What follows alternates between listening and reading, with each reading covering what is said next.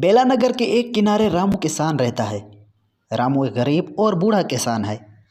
इसका एक बेटा है जिसका नाम बिट्टू है। बिट्टू की माँ उसके बचपन में ही मर गई थी। रामू बहुत बूढ़ा होने की वजह से अब कोई काम ना कर सकता था। देखो बिट्टू बेटा, मेरे जिस्म में अब इतनी ताकत नहीं है कि मैं कोई काम कर सकूं। तुम जवान हो मगर कोई काम नहीं करते। घर में कितने दिनों से राशन नहीं है। बेटा कुछ तो शर्म करो, तुम्हारी उम्र के जवान लाखों कमा रहे हैं। हाँ पापा, मालूम है। आपकी रोज रोज की यही बातें सुन सुन कर अब मैं तंग आ गया हूँ। आप ही बताओ अब मैं क्या करूँ। आपने मुझे पढ़ाया लिखाया तो है नहीं जो मैं शहर में जाकर नौकरी करता, और ना ही आपके घर में कोई ऐसी चीज़ है जिससे मैं कोई कारोबार शुरू कर सकूं। देखो बेटा, मैंने अपनी ज़िंदगी में बहुत दुख देखे हैं, अब मुझसे और नहीं सहा जाता। पापा मुझे मालूम है, मगर आप ही बताइए आखिर मैं करूं तो क्या करूं। रामू और बिट्टू के दरमियान रोजगारी और पैसे ना होने को लेकर रोजाना झगड़ा होता। रामू अपनी जगह सही था तो बिट्टू अपनी जगह। देखो बेटा, इस कमर तोड़ महंगाई में पैसों की सख्त ज़रूरत है।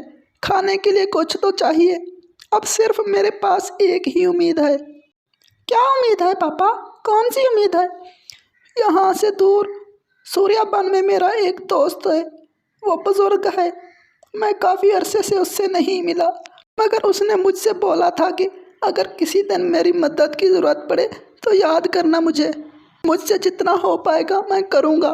अब बेटा मैं चाहता हूँ कि तुम उसके पास जाओ और मेरा हाल बताओ, क्योंकि इस बुढ़ापे में मैं इतना सफ़र तो कर नहीं सकता। ठीक है पापा, मैं रात को ही निकल जाऊँगा।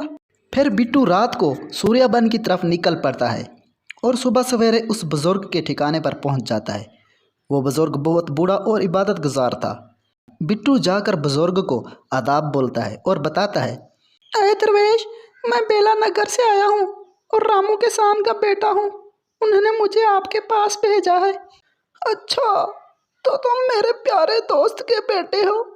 कैसे है मेरा दोस्त। वो बहुत ही अलील हो चुके हैं और जिंदगी बहुत ही दुख दर्द में गुजार रहे हैं। उन्होंने बोला है कि मैं आपको ये सब बताऊं ताकि आप हमारी कुछ मदद कर सकें। देखो बेटा, मेरे पास जमा पूंजी तो कुछ नहीं है, क्योंकि हम दरवेश दुनिया की नेमतों से दूर रहते हैं। मगर मेरे पास सिर्फ ये गधा है और तुम इसे ले जाओ। ऐ दरवेश, ये गधा भला हमारे किस काम का है। ये हमारी सहायता कैसे कर पाएगा। देखो बेटा, यह गधा कोई आम गधा नहीं है। तुम इसे ले जाओ, ज़रूर तुम्हारे दिन बदल जाएंगे। ठीक है दरवेश, अब मैं चलता हूँ। फिर बिट्टू आगे आगे और गधा उसके पीछे पीछे चल लेता है। फिर वो इसी तरह बेलानगर की ओर चलते रहते हैं। बिट्टू मन ही मन में सोचता है कि भला ये गधा हमारी क्या मदद करेगा, बल्कि इसको तो चारा डालना महंगा पड़ जाएगा। फिर बिट्टू चलते चलते गधे के साथ अपने घर पहुंच आता है। बिट्टू आते ही बाप से कहता है, देखो पापा, आपके प्यारे दोस्त ने हमें ये गधा सौंपा है। अब भला इस गधे का क्या करेंगे हम। बेटा मेरा दोस्त बहुत इबादत गुजार है, उसमें ज़रूर कोई ना कोई राज होगा। इसने भी यही बोला था कि इस गधे में कोई ना कोई राज है। इसे आम गधा मत समझना, मगर ये तो मुझे बाकी गधों की तरह लग रहा है। अच्छा बेटा, तुम गधे को ले जाओ और जाकर जंगल से लकड़ियाँ काट लाओ, और हम उनको बेचकर कुछ कमा सकते हैं। फिर बिट्टू उसको लेकर जंगल में चला जाता है और उसे एक जगह खड़ा करके लकड़ियाँ बनाने लगता है।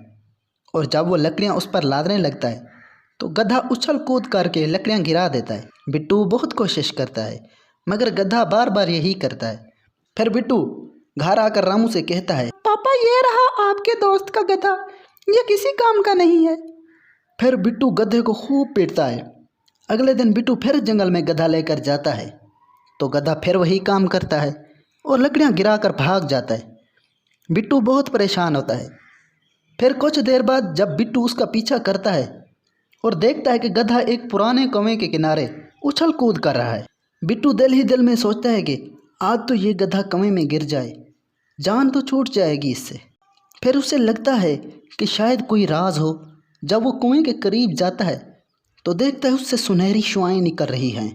जब बिट्टू कुएं के किनारे जाकर देखता है तो उसमें से बहुत बड़ा खजाना उसे नज़र आता है। बिट्टू बहुत खुश होता है और उसे गधे पर बहुत प्यार आता है। फिर वो कुएं से खजाना निकालता है और घर ले आता है और अपने बाप रामू से कहता है, देखो पापा, आज इस गधे की बदौलत इतना बड़ा खजाना लगा है हमारे हाथ। आज से हमारे गुर्बत के दिन चले गए, अब हम अमीर हो जाएंगे। बेटा, मैंने कहा था ना कि इस गधे में ज़रूर कोई राज होगा, तुमने देख लिया ना।